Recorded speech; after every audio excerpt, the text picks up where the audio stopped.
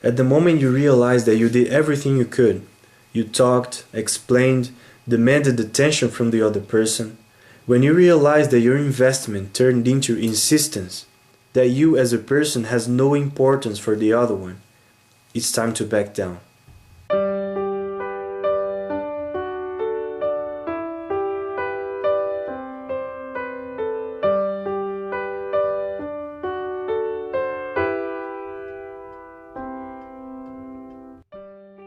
Sometimes we have to stay inert so that some things can work.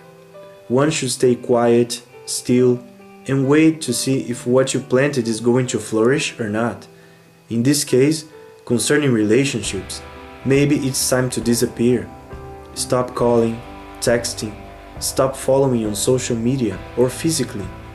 It's not easy, and your heart won't suddenly convince itself that maybe it has no future. But you need to control your impulses. It's not easy, but it's necessary at this time. It's time to back off. At this point, you'll be able to see if the person knows where to find you, but doesn't care about it.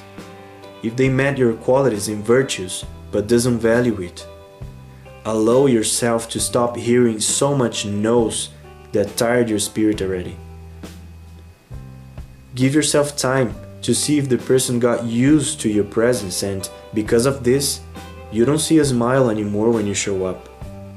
You'll notice if they didn't get along with you enough. You'll realize if they always gave you doubt instead of assurance. If you have walked together, see if he or she have forgotten how good your company is and still have chosen to live without it. You should be missed for a while. I know it's risky, but you have to be conscious if you're living an illusion. And if you are, you need to have the courage to get rid of it. Life is much more than what your illusions determine. There are tons of wonderful people out there searching for somebody just like you. We need to have the courage not to suffer, because if you face the reality and move forward, you'll suffer less. Life goes on, while we insist in desiring somebody who's gone. Because while we are spoiling and checking them on Instagram or WhatsApp, life keeps going on and many interesting things are being left behind. Leave the scene, disappear, invest in yourself. Change your look, your habits, hang out with friends, travel alone, study something new. Hold on to God and try to get to know Him and find God inside your heart. Read new books, watch different movies. If you used to act insecurely, inconveniently, obsessively, get rid of these aspects. We must always search for self-confidence. Self-love is a key for a good relationship with people. If this person is really into you, if this is only a crisis, a self-understanding moment, a pause in order to fix everything when you were looking down on yourself, you'll see.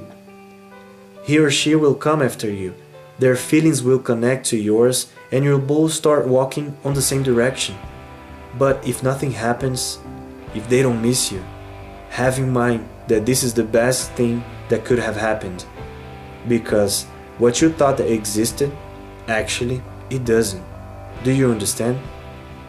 If what you're living is an illusion, I have a short story that can picture pretty well this moment in your life. Once upon a time, there was a bear that used to walk through the forest. He was hungry, and it was a scarcity moment. Suddenly, he started to smell something really good that led him to an empty camp. The smell was coming from a huge pan burning upon a fire pit. He grabbed the pan with both arms, dove his head inside it, and started to eat the food that was cooking inside it. He realized that he was feeling such a pain. His paws, chest, and other parts of his body were being burned by the heat of the pan.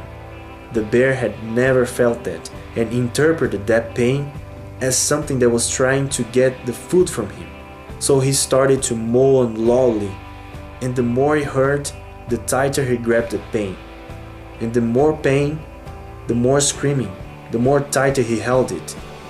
When the hunters came back to the camping, they found the bear leaning against a tree near the fire pit. The burns were so hard on him that made the pen stick on his body, and even that, he had a roaring face expression. This is what we do with the things we consider important. We hug tightly, even though it brings us pain and death. For this reason, to be happy, sometimes you need to have the courage to let it go. So let's have the courage the bear didn't have. Let's see what the bear didn't. Let's drop the pain